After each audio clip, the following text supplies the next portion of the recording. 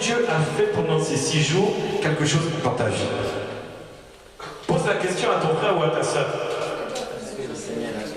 Si tu vois que sa tête est bizarre, demande à une autre personne. C'est peut-être qu'il n'a pas fait. Mais demande à quelqu'un, est-ce que Dieu a fait quelque chose dans ta vie pendant ces 6 jours?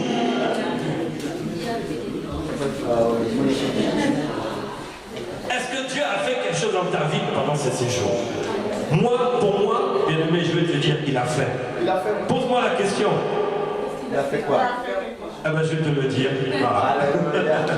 C'est mon sujet aujourd'hui parce qu'on est dans le jeûne. Oh, qu'est-ce que c'est que cette église qui n'arrête pas de jeûner? Ils sont fatigants. C'est ce que disaient les apôtres à Jésus. Jésus, tu jeûnes trop. Tu vas te rendre malade, tu t'affaiblis. Moi, j'aime ça. Jésus, lui, il passait son temps à jeûner. Ne dit-il pas Dieu sur terre?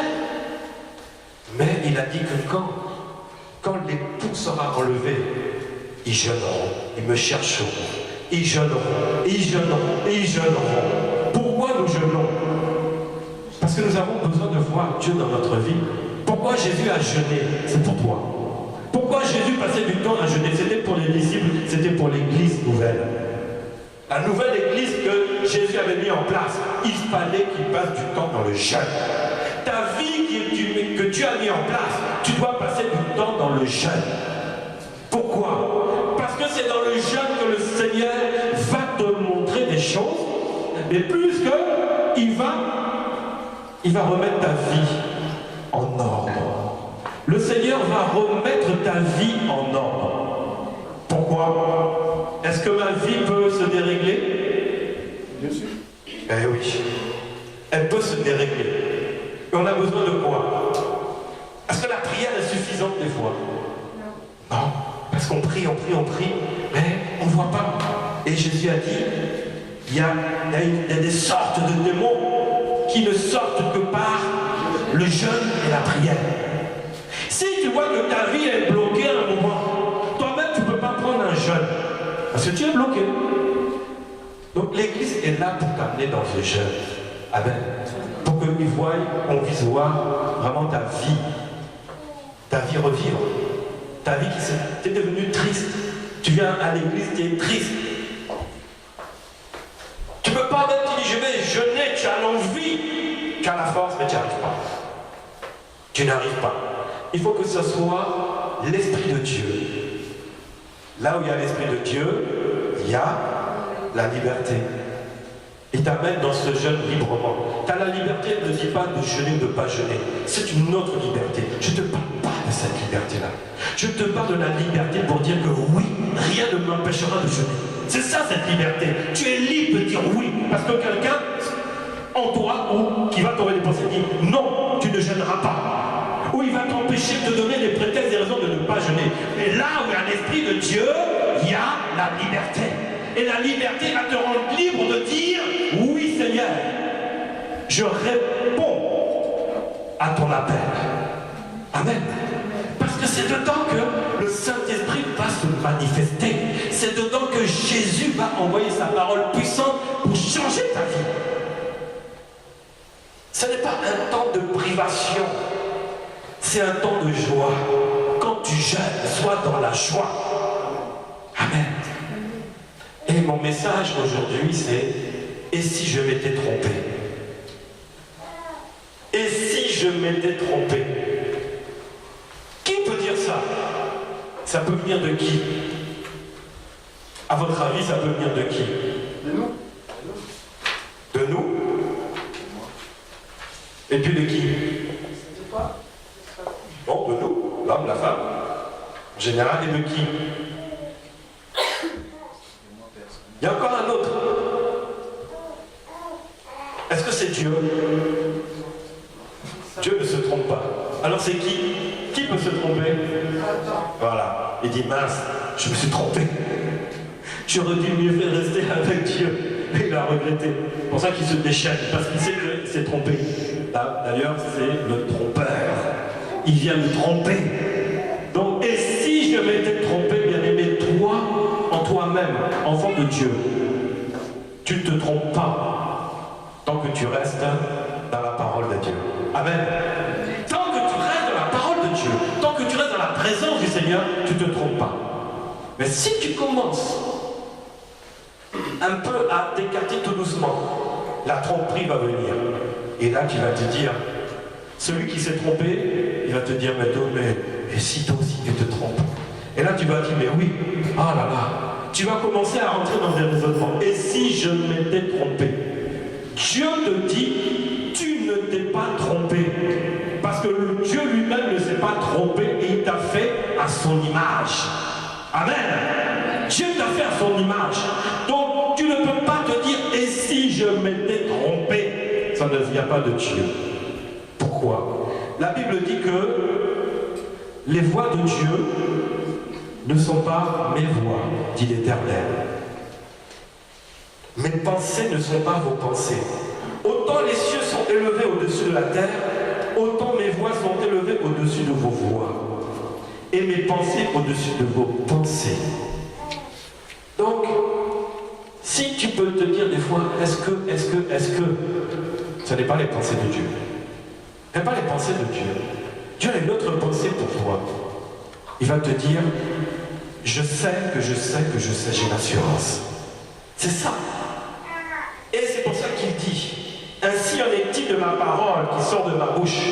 Elle ne retourne point à moi sans effet, sans avoir exécuté ma volonté et accomplir mes desseins.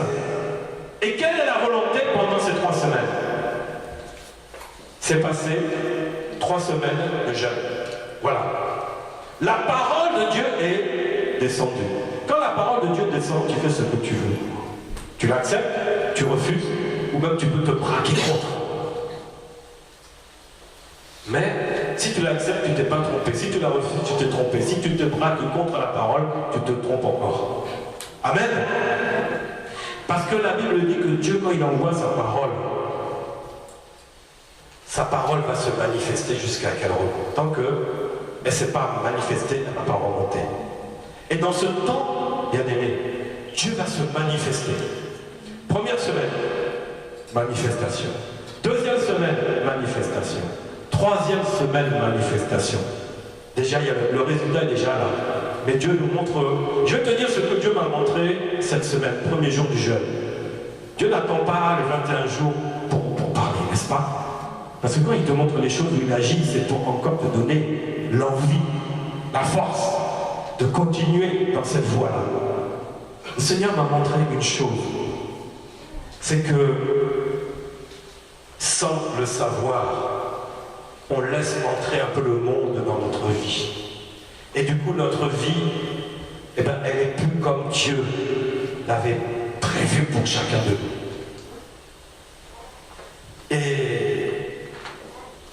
Et du coup, ce n'est plus Dieu qui se manifeste, c'est le monde qui se manifeste. Dieu n'a plus le contrôle. Si Dieu n'a pas la première place, il n'a pas de place du tout. C'est pour ça qu'il est dit, cherchez premièrement le royaume des cieux. Amen. Cherchez-le pendant qu'il se trouve.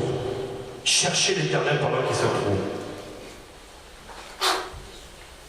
Donc, bien-aimés, si on ne le cherche pas réellement, en prenant notre temps tous les jours, c'est le monde qui va vite prendre petit à petit la place jusqu'à même transformer ta vie. Ta vie. Ta vie sera même retransformée comme avant. Ne réveillez pas le vieil homme. Pourquoi? Parce que tu es un homme nouveau. Homme-femme. Amen. Tu es nouveau. Mais bien aimé, le Seigneur m'avait montré qu'on a tendance à ouvrir la porte. Dès qu'on ouvre une porte, ça rentre. Ça ne se gêne pas pour entrer. Je ne me suis pas trompé. Mais les choses qui rentrent vont t'amener à ce que tu sois trompé. Tu t'es fait tromper. Et dans ce jeûne, bien-aimé, la première semaine de jeûne, le Seigneur me montre une chose, c'est l'état de l'Église. Donc l'état de chacun de nous. Amen. Parce que si tu entres dans l'église, tu fais partie de l'église, n'est-ce pas? Tu es une pierre vivante, tu fais partie de l'édifice. Mais le problème, c'est quoi? C'est que si l'église commence à tomber, toi tu tombes. Obligé. C'est spirituel. Amen. On dit, oh, nous sommes une église de réveil. Oui, mais tant qu'on n'est pas réveillé, on attend le réveil, donc on dort. T'as déjà vu quelqu'un qui va se lever le matin à 7h pour aller au travail, il met quoi son réveil insolite? Mais quand il dort, est-ce qu'il est réveillé? Non, mais il sait qu'il va se réveiller, mais il n'est pas réveillé. Et on s'endort comme ça. Mais ce que le Seigneur m'a montré pour la deuxième semaine, c'est ce qui a été dit. Il y a un prix à payer. Le Seigneur te montre ta situation. Il m'a montré la situation de l'Église. Église, mais tombée dans le monde, quoi. Mais d'une manière très cachée, très sournoise, des apparences. En apparence, c'est beau, mais derrière, c'est mort. C'est mort spirituellement. Mort, mort, mort. Et le Seigneur, au moment qu'il dit, j'ai effacé l'acte dont les ordonnances condamnées et qui subsistaient. Mais comment? Voici le papier. Le papier d'autorisation de reprendre, de continuer. Et tu as un prix à payer chaque jour. Le Seigneur me montre 600 €. Tu veux que ta vie redémarre? Je vais nettoyer ta vie, paye 600 €.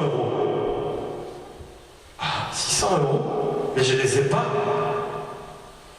Et c'est là que le Seigneur me montre que 600 €, c'est 100 € par jour. Le jeûne, chaque jour. Chaque jour, tu ne vas pas donner 100 € en argent. Non, c'est pas ça. Tu vas donner ta vie. C'est-à-dire que tu dois arracher ce papier qui te donne l'autorisation de continuer. Dans l'esprit. Amen. Et chaque jour, 100 € lundi, mardi 100 €, mercredi 100 €, jeudi 100 €, vendredi 100 €, samedi 100 €, ça fait 600 €. Dimanche, tu viens lui dire merci. Il va te donner le papier et tu en jeûnes. Alléluia. Il va te donner le papier d'autorisation de circuler librement dans le royaume des cieux.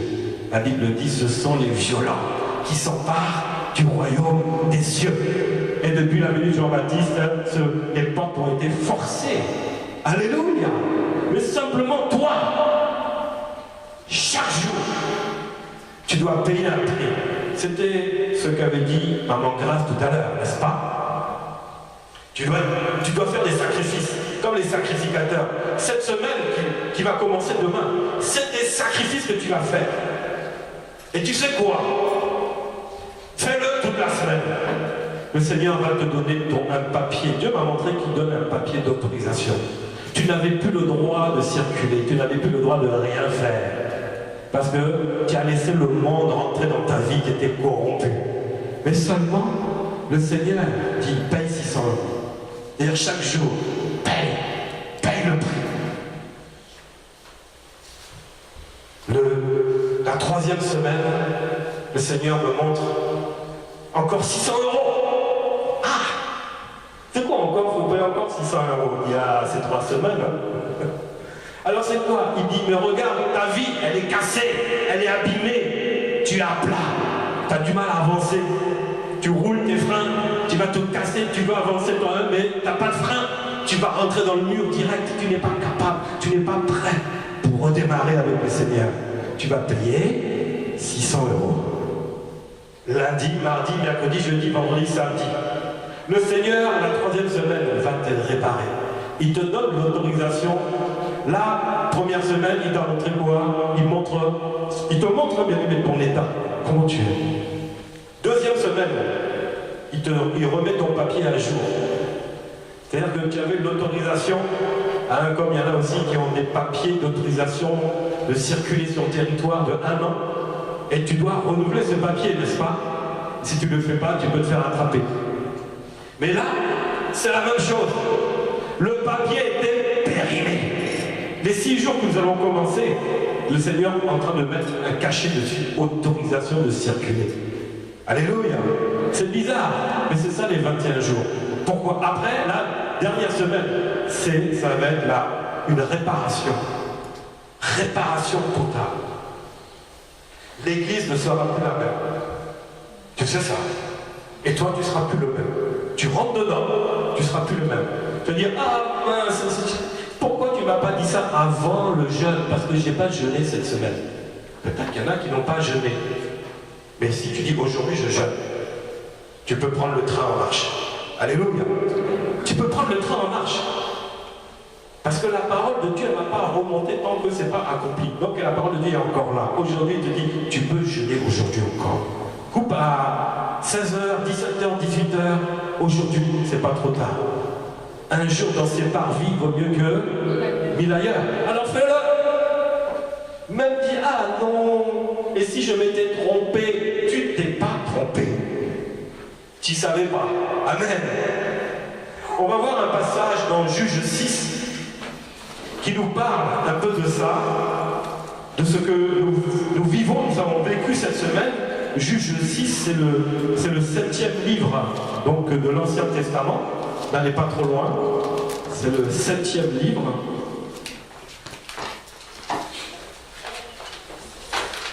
Il s'agit d'Israël. Israël qui a commis une erreur. Juge 6, tout le monde y est. Tout le monde a une Bible. S'il n'y a pas des Bibles, il en reste peut-être une encore. Après, tout le monde a sa Bible. Amen. Et tout le monde y est. Alors si tu n'as pas de Bible, partage la Bible avec celui qui est à côté de toi. Ou change de place. Approche-toi de celui qui a une Bible. Parce qu'il faut qu'on examine la parole. Amen. Pour que ce que je te dise, toi-même, tu es convaincu parce que tu l'as lu aussi. Alors, Juge, chapitre 6, au verset 1. Les enfants d'Israël virent ce qui déplaît à l'Éternel. Et l'Éternel les livra entre les mains de Madian pendant 7 ans. Dites pendant 7 ans. Pendant 7 ans. 7 ans, ça peut représenter un temps aussi dans notre vie. Ça peut être les 7 jours qu'on a passés. Les 7 jours d'avant. Ça représente un temps. La main de Madian fut puissante contre Israël. Alors, maintenant, est-ce qu'on peut remplacer le nom d'Israël par ton propre prénom? À place d'Israël, dis ton prénom. Vas-y, dis-le. Alors, on va lire ensemble et puis tu vas mettre ton prénom à la place d'Israël. Allons-y. La main de Madian fut puissante contre eux. Voilà. Voilà le problème. Tu t'es trompé toi-même. Pour échapper à Madian, les enfants d'Israël, alors ils ont trouvé une solution. Ils se sont retirés dans les ravins, dans les montagnes, dans les cavernes, sur des rochers fortifiés. Alors que Dieu leur avait donné quoi? La terre promise, où coule le lait, le miel et tout ce qui va avec. Les fruits, les légumes, tout. Amen. Et là, qu'est-ce qu'ils ont abandonné? Les bénédictions de Dieu. Bien aimé, Israël avait désobéi. La Bible dit, Israël a fait quelque chose qui a déplu à l'Éternel. Qu'est-ce que c'est cette chose qui a déplu? Est-ce qu'on a parlé d'un péché grave? Est-ce que c'est ça? Il a dit quelque chose qui a déplu à l'Éternel. Et l'Éternel s'est retiré. Et en même temps, qui est venu? Madian. Dès que l'Éternel se retire, Satan est déjà là. Il est à la porte. Si la Bible dit que Jésus est à la porte et qu'il frappe, et qu'il entre, à celui qui a ouvert la porte, il entre. Je veux te dire, Satan, c'est la même chose. Il est en train de frapper à la porte, il dit, hé, coucou, c'est moi Jésus. Non, c'est pas Jésus. Il vient en habit de lumière pour te tromper. Et si je m'étais trompé?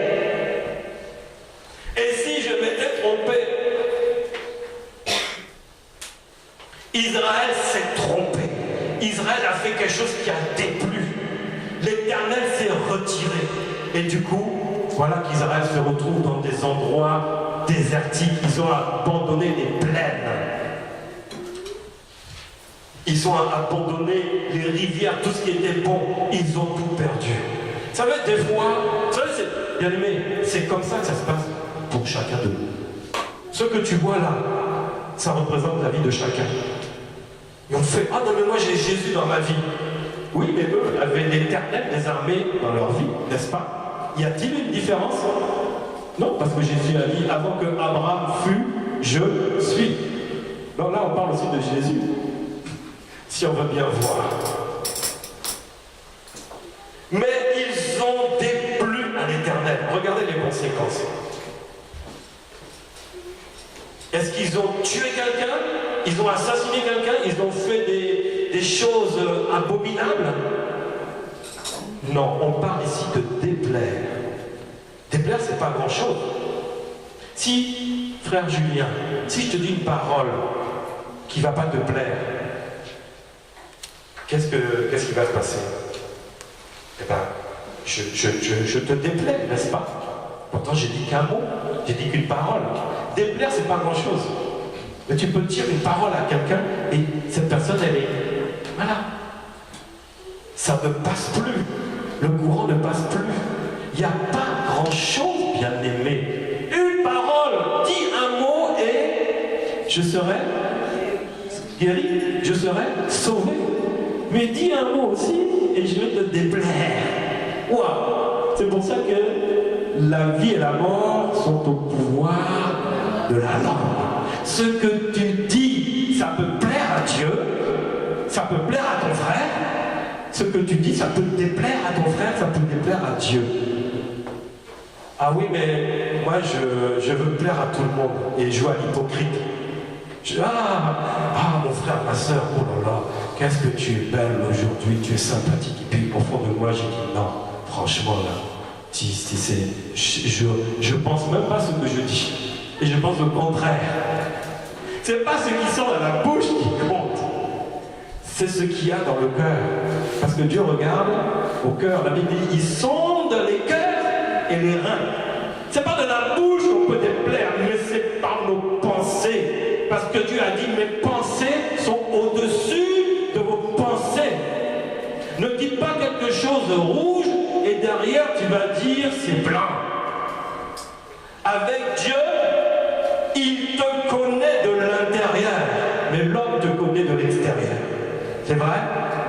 Je peux être copain avec toi parce que, oh frère Julien, il paraît que, tes parents ont gagné au loto, parce que toi tu joues pas au loto, tu es chrétien. Donc tu sais que c'est l'Éternel qui pourvoit tes besoins, et pas le monde avec le loto. Hein? En parlant de ça, les jeux de hasard, c'est pas bon, ça sert à rien. Parce qu'avec Dieu, il n'y a pas de hasard. Donc, le hasard, mets-le à la poubelle. Si tu as l'habitude de dire, oh, je prends 2 euros, je passe devant un magasin, je vois un ticket de grattage, allez, je tente après tout, Dieu va me bénir, je veux gratter. Non. Dieu n'est pas un Dieu de hasard. Dieu t'a pas créé par hasard. Amen. Donc, toi, comme tu ne joues pas au loto parce que tu es chrétien, quelqu'un dans ta famille qui est païen a joué au loto, il a gagné une fortune, 1 million, 50 millions d'euros, et il a pensé à toi. Il t'a dit, tiens, je te donne 1 million d'euros parce que franchement, c'est rien, et puis ça, c'est pour te faire plaisir. Et moi, j'apprends ça. Oh, frère Julien, mon ami! Oh là là, parce que tu as pris ça. Et lui, il ne te l'a pas dit. Mais comme tu as pris par quelqu'un, tout de suite, là, tu viens le voir. Frère Julien, comment ça va? Oh là là, ça fait un moment que je ne t'ai pas eu au téléphone. Alors tu l'appelles jamais, à vrai dire. Jamais. Tu t'occupes jamais de lui. Mais quand tu vois qu'il y a un intérêt, tu viens voir le frère Julien. Ah, comment ça va? Oh, est-ce que je peux t'aider dans tes courses? Parce que tu sais que l'argent est dans la poche. Donc tu dis, s'il fait ses courses, il va peut-être penser à moi. Et puis en route, je vais lui exposer mes problèmes. Mais c'est ça, bien aimé. Avec quoi on attire les mouches? Du bien, des bonnes choses. Voilà. Mais au fond de moi, je marche avec toi, au fond de moi, j'ai dit, toi, là, vraiment, l'argent que tu as reçu, et moi, je n'ai pas reçu. Vraiment, Seigneur, fais que tout son argent disparaisse. Et ça, c'est au fond de la personne. Tu veux son argent, mais tu es jaloux. La jalousie. Est-ce que je ne me suis pas trompé? Il n'y a pas eu de tromperie là sur la marchandise. Dans mes pensées, il n'y a pas eu de tromperie. C'est comme ça. En fait, quand je suis en train de faire quelque chose qui va te déplaire, mais je ne te le dis pas. Amen. Et c'est comme ça qu'avec Dieu, nous faisons des choses qui déplaisent à Dieu. Mais on ne le dit pas. Je viens ici, oh, j'adore Dieu, mais après tout, oh, moi c'est leur Dieu, hein, je viens comme ça, mais en fait, tu es en train de déplaire à Dieu. Parce que tu es venu, mais pas avec la sincérité. Il faut être sincère. Dans tout ce que tu dis, sois inspiré par le Seigneur et sois sincère. Sinon, tu vas te dire, je crois que je me suis trompé. Sois sincère. C'est comme ça qu'on tombe dans l'erreur. C'est comme ça qu'on laisse rentrer maintenant les choses du monde dans notre vie. Vous savez ce qu'on devient comme ça? La Bible en parle. Des pharisiens. Vous savez c'est quoi un pharisien? C'est quelqu'un qui connaît la parole mais qui ne l'applique pas. Et oui, c'est des religieux. Il connaît la parole mais il va dire en lui-même, fais ce que je dis et pas ce que je fais. C'est pour ça que quand il y avait la femme adultère qui était là, les pharisiens étaient venus avec d'autres personnes de la synagogue. Ils voulaient lapider cette femme. Vous savez pourquoi? Peut-être pour la faire taire, parce qu'il y avait un pharisien qui avait couché avec elle. Parce que quand on dit une femme qui a commis l'adultère, elle n'a pas commis ça toute seule. C'est qu'il y a un homme avec, n'est-ce pas? Et on ne sait pas qui. Mais les pharisiens disent, on va toute la détruire parce que peut-être que nous on est allé avec elle là. C'était une femme prostituée du quartier et toute la synagogue est partie coucher avec elle. Parce que les pharisiens c'était des religieux, n'est-ce pas? Mais tant que si on tombe dedans, on ouvre la porte au monde. Les pensées viennent, la tromperie vient. Toutes ces choses-là, ça vient. Mais quelle est la solution? Est-ce que Dieu n'a pas une solution? Est-ce que Jésus n'est pas venu les accuser leur cœur en disant que celui qui n'a jamais commis de péché lui jette quoi? La première pierre. Aussitôt, la parole du Seigneur a touché leur cœur, ça leur a déplu, ils ne supportaient pas. Et qu'est-ce qu'il faut faire? Est-ce qu'il faut fuir? Qu'est-ce qu'il faut faire? Chacun de nous peut commettre des erreurs. Israël a commis une erreur, elle l'a perdue. Israël avait perdu toutes les bénédictions de l'Éternel. Pourquoi je ne suis pas béni? Qu'est-ce qu'il faut que je fasse pour être béni? Bien-aimé, je vais te dire, c'est ultra simple. C'est ultra facile. Vous savez c'est quoi? C'est la repentance. La semaine de jeûne, on a passé cette semaine à faire quoi? Oui, à demander. C'est tout.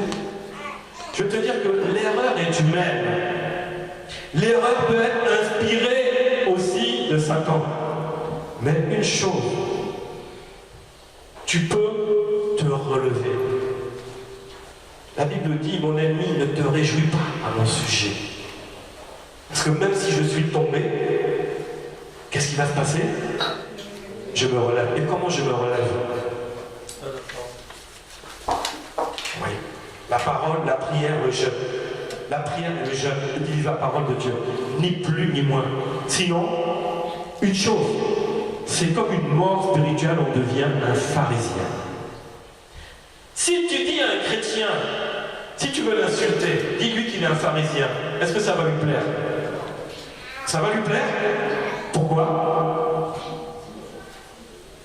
Pourquoi ça ne va pas lui plaire? Parce qu'ils ne marchent pas avec Dieu, ni plus ni moins. Ils disent Dieu, Dieu, Dieu. Ils veulent s'occuper des affaires de Dieu. Mais ils ne servent pas Dieu. Ils se servent de Dieu. Les pharisiens se servaient de Dieu. amenés dans la maison de l'Éternel. Quoi? Ils ont pris l'habitude de ces choses-là. Ils se servaient de Dieu au lieu de servir Dieu. Un pharisien, c'est quelqu'un qui se sert de Dieu. Mais Dieu veut que toi tu le serves. Mais comment tu vas le servir? Là où il y a l'Esprit de Dieu, il y a la liberté. La liberté de dire oui, rien ne m'empêchera de dire je ne sais pas, j'ai du mal, j'y arrive pas. Non, peut-être un autre jour, je vais reporter ça. Ce n'est pas l'Esprit de Dieu qui te donne cette liberté. La vraie liberté de Dieu, c'est oui, amen. Oui, amen. Il faut que tu vois les choses spirituelles. Si tu as du mal à voir les choses spirituelles, demande au Seigneur. Va voir un homme de Dieu qui prie pour toi, qui t'impose les mains. Ce n'est pas pour rien. Amen. Jésus l'a bien dit. Hein, vous prierez, vous leur imposerez les mains. Pourquoi? Parce qu'il y a un problème, ni plus ni moins. Ils se sont trompés, ils se sont égarés. Le Seigneur veut nous ramener. Cette semaine, le Seigneur nous ramène. Tu sais pas ça? Le Seigneur bien-aimé, il te ramène. Il te ramène où? Où il te ramène? On était où? On était dans les rochers, on était dans les ravins, dans les montagnes, dans les cavernes. Et il te ramène où maintenant? L'Éternel est mon berger, je ne manquerai de rien, il me fait reposer dans de verts pâturages. Qu'est-ce qui est bon? Les verts pâturages ou les rochers fortifiés, les cavernes? Qu'est-ce qui est bon? Quelqu'un qui est dans les verts pâturages, pourquoi les pâturages sont verts? Parce qu'il y a la pluie, il y a le soleil, n'est-ce pas? Ça fait pousser. Est-ce qu'il y a la pluie et le soleil dans la caverne? Non, il n'y a pas ça. Hein. Il y a quoi? Il y a les ténèbres. C'est sombre. Quelqu'un qui passe toute sa vie dans une caverne, il va devenir tout pâle. Tout pâle, il va se dépigmenter net. Ça, je te le dis. Mais dehors, il y a la lumière. Alléluia. Et souvent, on se retrouve dans des cavernes. Tu vois rien devant toi, c'est sombre. Même tu as dit, je suis chrétien, mais je vois que ma vie est sombre. Mais dis-toi, l'Éternel est mon berger. Dis-toi cela. L'Éternel est mon berger. Il a créé les verts pâturages pour moi. Il a créé le lait et le miel pour moi. Bien aimé, ces choses-là sont d'abord spirituelles avant d'être physiques. Parce que c'est dans le domaine spirituel que tu vas vivre cela de manière physique. Si tu dis le lait et le miel coulent dans ma vie et que tu n'as rien à manger, non, là il y a un problème, n'est-ce pas? Eh oui, parce que là en fin de compte tu es dans la caverne où rien ne pousse, il n'y a rien à manger. Et là tu vas chercher les insectes, toutes les saletés là, c'est ça que tu vas manger, ce que même les animaux mangent là, c'est ça que tu vas manger. Mais bien aimé, le Seigneur a dit, la Bible dit au verset 7, lorsque les enfants d'Israël crièrent à l'Éternel au sujet de Madian, l'Éternel envoya un prophète. Voyez bien aimé, lorsque les enfants d'Israël ont crié à l'Éternel, à un moment c'était pas possible, ils étaient dans les montagnes, dans les hauteurs, et en bas c'était désertique, c'était des rochers, il n'y avait rien, et en bas il y avait leur bénédiction. Ils disent, ah, si on descend on va me tuer, parce que Madian et son armée, les Amalécites sont là. Mais oui, des fois il y a des choses qui font des invasions dans notre vie, ou même secondaire, on ne peut même pas en bénéficier, on va se retrouver dans un endroit là où on ne pensait pas y être. Et là, c'est là que Israël a crié à l'Éternel. Parce qu'ils en pouvaient plus. Tout ce qui plantait, ça poussait. Maintenant, Madian, c'est Satan, hein, l'image de Satan. Il vient maintenant ramasser la récolte du peuple d'Israël. Il part avec, ou il piétine cela pour que le peuple meure. Et là, c'est physiquement. C'est parce que spirituellement, ils sont déjà à part. Ils sont déjà loin de l'Éternel. L'Éternel les a livrés à Madian. Mais bien aimé, une chose, celui qui crie à l'Éternel, l'Éternel va envoyer un prophète. Amen. Pourquoi? Parce que Dieu passe toujours par ses serviteurs pour parler, n'est-ce pas? Alléluia. Dieu crier à l'Éternel. Et l'Éternel t'envoie son serviteur pour dire, qu'est-ce qui se passe? Dieu m'a dit de venir te parler parce qu'il a entendu tes pleurs, il a entendu tes cris. Qu'est-ce qui se passe? Oh, ma vie, avant c'était bon, regarde où j'étais, il y avait tout ce qu'il fallait, maintenant là, j'ai été licencié, je me retrouve dans un endroit, j'ai plus de travail, c'est chômage, et ceci, alors qu'avant tout allait bien. Ok, le prophète va dire, prends une semaine de jeûne. Amen. Mais, vous savez que l'homme de Dieu ou la femme de Dieu est utilisé par Dieu, n'est-ce pas? Et il va être l'envoyé de Dieu pour informer son peuple qui a crié. Vous savez pourquoi il y a un jeûne de 21 jours? C'est parce que Dieu a entendu les cris. Dieu a entendu des cris parmi vous. Et Dieu a écouté les cris. Et Dieu a envoyé sa servante pour dire, nous allons, Dieu dit de décréter. Est-ce qu'elle a dit Dieu dit? Non, mais toi tu dois saisir ça comme ça. Si tu prends dans la chair, oh, encore un jeûne, il y a 3 mois on était en jeûne, il y a 4 mois on était en jeûne, c'est tous les mois il y a un jeûne, ou tous les 2 mois il y a un jeûne. Ah non, cette fois-ci, cool pour moi, ils ont qu'à jeûner sans moi. Ah oui, mais tu crois que... Parce que moi j'ai tout ce qu'il faut, pourquoi je vais jeûner? Hein? Moi j'ai tout ce qu'il faut à la maison. Pourquoi je vais jeûner? J'ouvre mon frigo, il est plein. Mon travail là, il est là. J'ai un CDI. Pourquoi je vais jeûner? Ma voiture elle est là. Tous les jours il y a essence dedans. Pourquoi je vais jeûner? Dieu me donne l'essence, Dieu me donne la santé, mes enfants vont à l'école, ils travaillent bien, ils sont en bonne santé. Mon mari ça va, ma femme ça va, le couple va bien, la famille elle va bien. Mais pourquoi je vais jeûner? Est-ce que j'ai besoin de quelque chose? J'ai tout ce qu'il faut. C'est vrai ou pas? Mais ça, c'est des apparences. Est-ce que tu t'es pas réellement trompé? Est-ce que tu, en fin de compte, n'as pas organisé ta vie sur juste ce que tu as? C'est un peu léger. Tu dis, moi j'ai 2000 € par mois, je paye ma maison, où je suis propriétaire, j'ai ma voiture, j'ai organisé mes vacances, le frigo il est plein tout le temps, on sort comme on veut. Dites-moi, pourquoi je vais jeûner? Dites-moi, c'est vrai ou pas? Qui s'est pas posé cette question une fois? Moi, pourquoi je vais jeûner? J'ai tout ce qu'il me faut. C'est vrai ou pas? Mais est-ce que tu connais ton avenir? Est-ce que tu connais ton lendemain? Ah bah oui, moi, mon travail, il est en CDI, donc c'est... Là, même dans 10 ans, je suis dans la société. Ah bon? Et si demain, la société dépose le bilan? Tu deviens moi? Ex-CDI. CDI le dimanche, et le lundi, tu reçois une lettre recommandée. Ne venez pas au travail demain, parce que vous êtes un ex-CDI. Ah! Bon, moi, je suis fonctionnaire, tout va bien. Ah bon?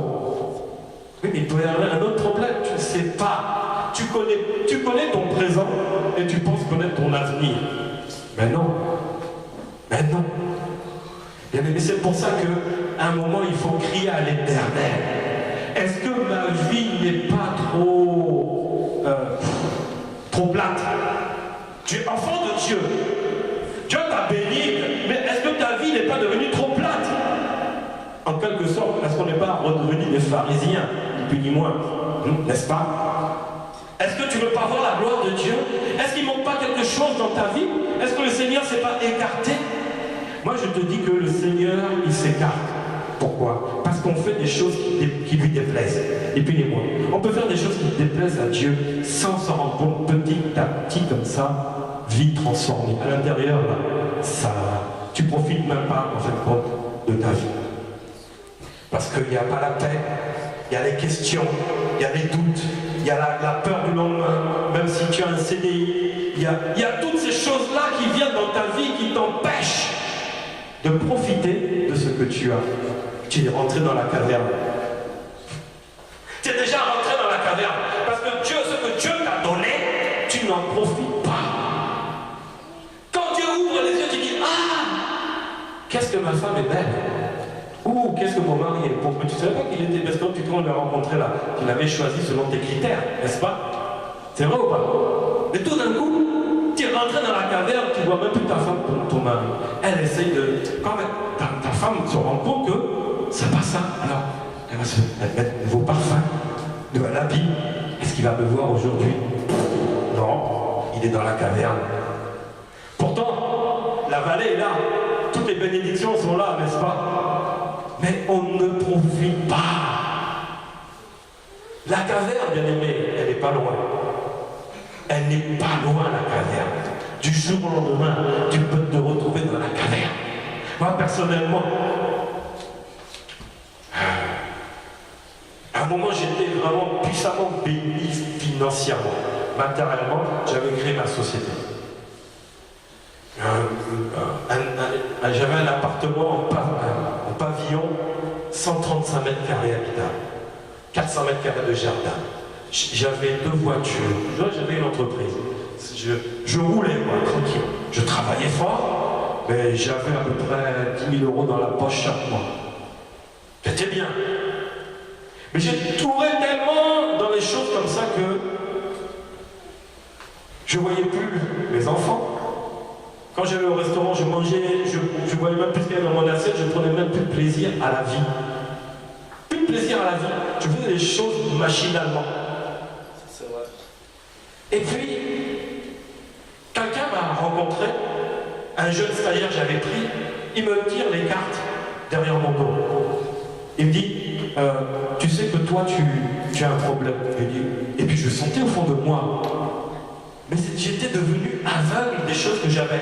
Vous savez, comme un cheval, on lui met des œillères, n'est-ce pas? Pour qu'il ne voit pas à droite à gauche, mais devant. Donc il profite même pas du paysage. Lui, sa vue, elle est comme ça, très rétrécie. Bah, moi, ma vue était rétrécie comme ça, je ne voyais pas ce que j'avais autour de moi. J'avais des meubles de qualité. J'avais un canapé en cuir, un salon en cuir rose, table en marbre, meubles laqués italiens. Quand les gens rentraient, ils disaient « Oh, purée, c'est beau chez lui ». Et moi, j'étais dedans, je ne voyais pas ça. Je ne me rendais plus compte. Ah, mes airs pâturages, ils étaient là, mais j'étais plus dedans. J'étais dans la caverne, sans m'en rendre compte. Et il a fallu que quelqu'un me tire les cartes pour dire « Il y a un problème sur toi. Tu sais qu'il y a la mort qui rôde autour de toi. » Au fond de moi, je le sentais. Je suis rentré le soir, j'en ai parlé à mon père, qui était à l'époque un médium.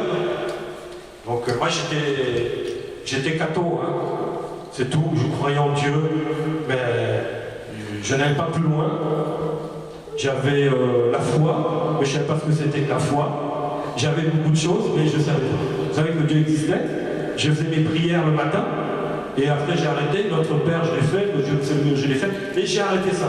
Et puis alors quand on me dit, il y a la mort sur toi, je le sentais, je dis à mon père, et mon père me dit, mais va voir quelqu'un là, il est fort dedans. C'était un chrétien. J'arrive là-bas, il prie pour moi, j'étais délivré. J'ai tombé, j'ai roulé par terre. J'étais encore plus gros que j'étais maintenant.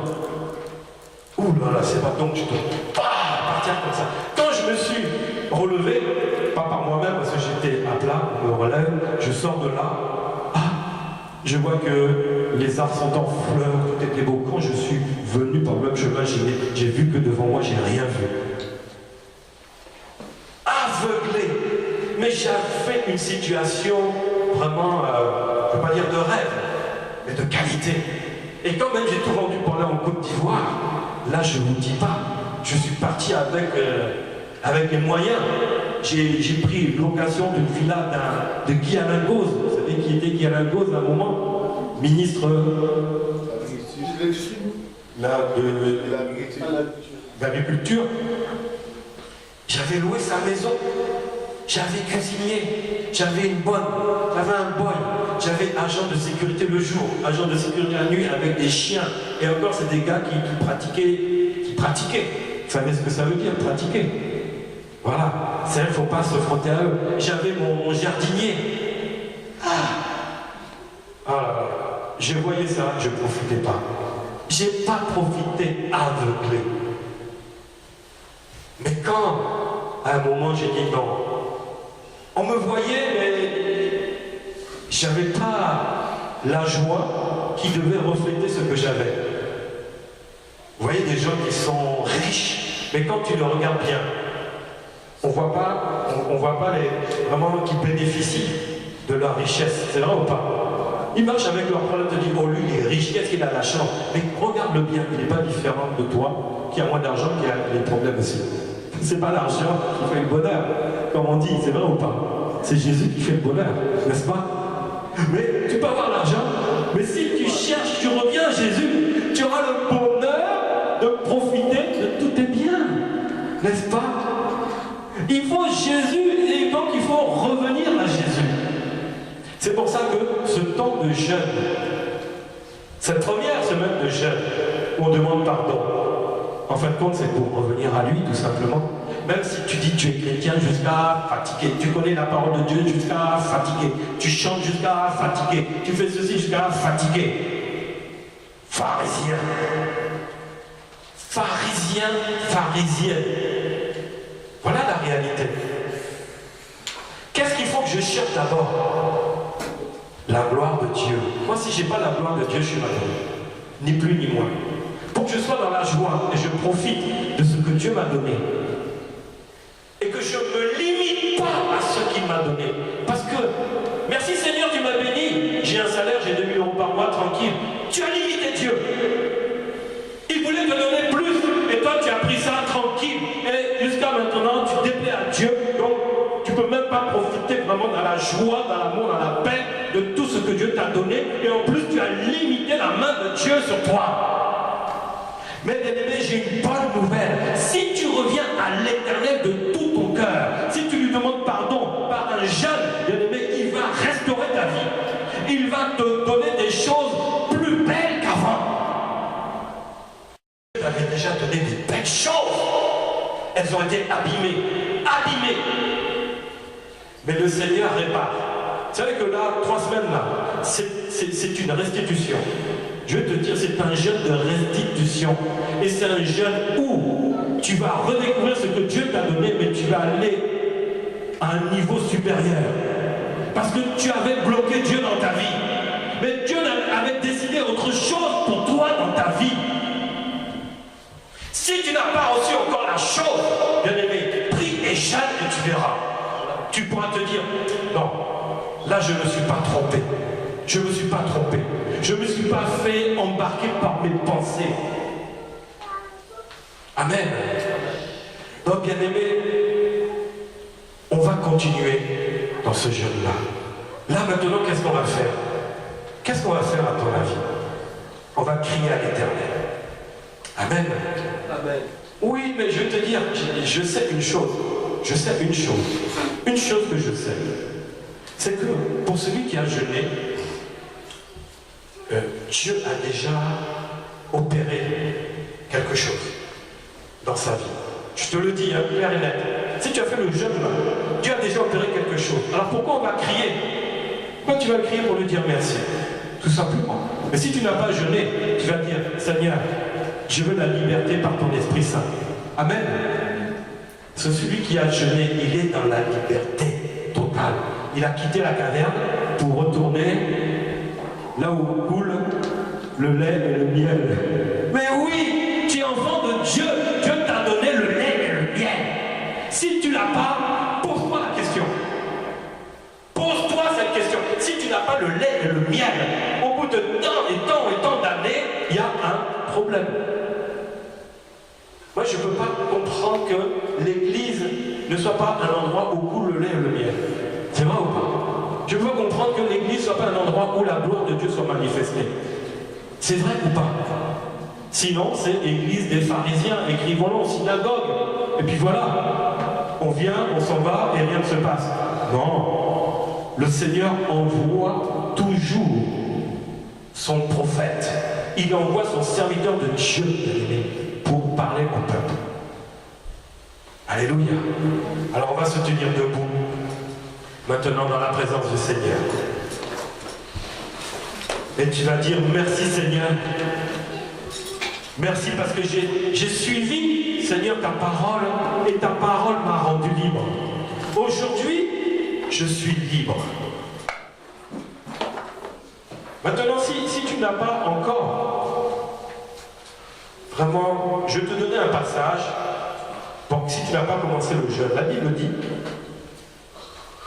rappelle-toi donc comment tu as reçu et entendu la parole, garde-la, repens-toi. Si tu ne veilles pas, je viendrai comme un voleur, et tu ne sauras pas à quelle heure je viendrai te surprendre.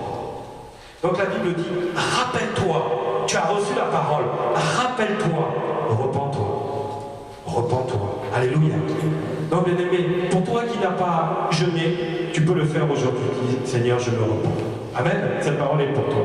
Pour toi qui as jeûné, tu vas dire merci au Seigneur. Amen. On va prier le Seigneur. Tu vas lever les mains. Tu vas lever les mains sous deux formes. Pour élever les mains vers le Seigneur d'abord. Parce que c'est à lui qu'appartient la gloire, n'est-ce pas? La puissance et l'honneur. Tu vas lever les mains pour dire Seigneur, merci pour ta gloire. Et tu vas lever les mains aussi pour dire Seigneur, merci pour tout ce que tu as fait. Et aussi tu vas lever les mains pour dire Seigneur, aujourd'hui je veux me repentir. Parce que j'ai besoin de retrouver ce que j'avais eu et ce que j'ai perdu. Amen. On va prier. Allons-y, bien-aimés. Élève la voix. La Bible dit que le peuple d'Israël cria à l'Éternel.